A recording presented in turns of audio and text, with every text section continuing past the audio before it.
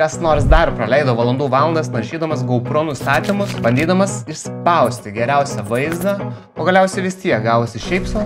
Taip, man tai buvo. Bet po daugybės bandymų, klaidų ir vieno labai erzinančio GoPro bugo, kurį išsprendžiau, pagaliau radau geriausius nustatymus. Ir šiandien jums juos parodžiu. Ir taip, tai nustatymai, kuriuos aš realiai naudoju ir ne šiaip randomtų teorijų, o puikiai veikiantis, kurie duoda maksimalią kokybę. Jei nori, kad video atrodytų geriausiai, ne kaip perdžiusi bulka, reikia suprasti, kaip apskritai veikia nustatymai. Tai lemia, ar vaizdas bus kokybiškas, ar tiesiog eilinis random klipas iš GoPro. Tai veikia visoms kameroms vienodai. Shutter speed. Laikas, per kurį kamera fiksuoja vieną kadrą, paprastai tariant, kuo greitesnis shutter speedas, pavyzdžiui, 1/1000 sekundės, tuo vaizdas bus ryškesnis ir be jokio sulėjimo. Tokie video atrodo lėtesni nei yra iš tikrųjų. Ko lėtesnis shutter speedas, pavyzdžiui, 1/60 sekundės, tuo daugiau judesio sulėjimo, tai yra motion blur. Ir tokie video atrodo greitesni. ND filtrai veikia kaip akiniai nuo saulės kamerai. Jei filmuojama saulėta diena be filtro, shutter speed bus greitas. Todėl vaizdas bus be jokio motion bluro. Norint išlaikyti lėtą shutter speedą yra būtini ND filtrai, kurie sumažina šviesos kiekį patenkantį į kamerą. Todėl ND8, kai filmuoji debesuotą dieną, ND16, kai filmuoji saulėtą dieną. Toliau, ISO, tai kameros jautrumas šviesai. Mažas ISO, pavyzdžiui 100, švarus, ryškus vaizdas, bet tam reikia daug šviesos. Didelis ISO, pavyzdžiui 4000, kamera mato daugiau tamsoje, bet atsiranda grūdėtumas, vadinamas noise. Ir vaizdas atrodo prastai. Todėl geriausia laikyti ISO kuo mažesnį, bet pakankamai, kad vaizdas būtų ne per tamsus. Stabilizacija, Hyper Smooth. Kaip ją teisingai naudoti? Jei investavai į kamerą, tai norisi, kad vaizdas būtų stabilus. Bent jau dažniausiai. Hyper Smooth tai daro, bet jeigu per žemą shutter speedas, stabilizacija neveiks gerai. Todėl norint stabilumo ir motion blurų, optimaliausia yra 1/120 sekundės shutter speed su Hyper Smooth stabilizacija. Ir čia pasirodo GoPro klaida, dėl kurios negalima pasirinkti shutter speedo nuo iki. Norint ištaisyti šią klaidą, GoPro Labs yra tai, ko reikia. Šis atnaujinimas nepakeičia oficialių atnaujinimų, o tik prideda papildomas funkcijas, tokias kaip shutter speed limitai bei daugiau rankinių nustatymų. Svarbu, šio atnaujinimo negalima atlikti per GoPro Quick appsą, reikia rankiniu būdu įkelti failus į atminties kortelę.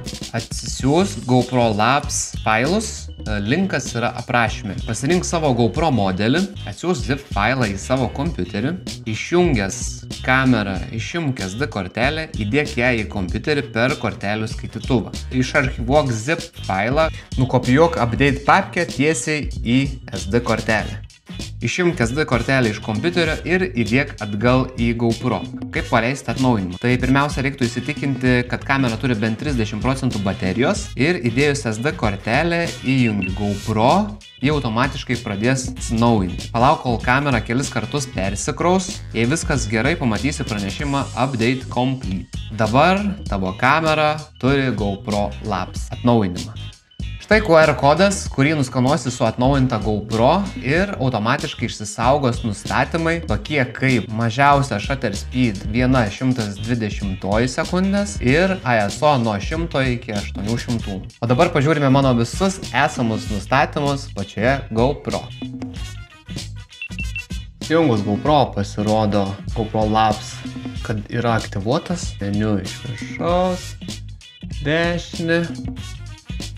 Preference, video, bitrate'as high, kuo kokybė būtų aukštesnė, standartas tikrai mažiau kokybės, bit depth, tai 10 bitų, daugiau spalvų, anti-flicker 60 Hz ir tiek iš čia atgal ir pagrindiniai nustatymai. 1690, rezoliucija 4K, viskas aišku, frame rate mėgstu labiau 30, toliau aišku plačiausias POV, tai Hyperview labiausiai patinka, toliau Capture čia tiesiog Nieko. Reikia keisti. ProTune. Važiuojam. Shutter speedas auto. Seniau darydavau visą laiką fiksuotą su ND filtrais. Aišku, ir dabar dedu ND filtrus, kai saulėta. Bet, kadangi dabar minimalus yra 1/120 sekundės shutter speedo, tai puikiai veikia stabilizacija ir nereikia nieko per daug žaisti. EVComp 0. White balance'as fiksuotas, kadangi color grade'inu. ISO minimum mažiausiai, kiek galima. Ir geriausiai kuo mažesnį laikyti. Aišku, nuo 100 ir čia nuo situacijos 200, 400 ir 800. Tai 800, kai renkuosi, jau dažniausiai max. Daugiau tai jau stengiuosi nekelti, nes tikrai kokybė prastėja. Sharpness low, kas ne color grade'ino, tai medium rinkitės. Color flat, vėlgi color flat dėl to, kad color grade'inti yra geriau.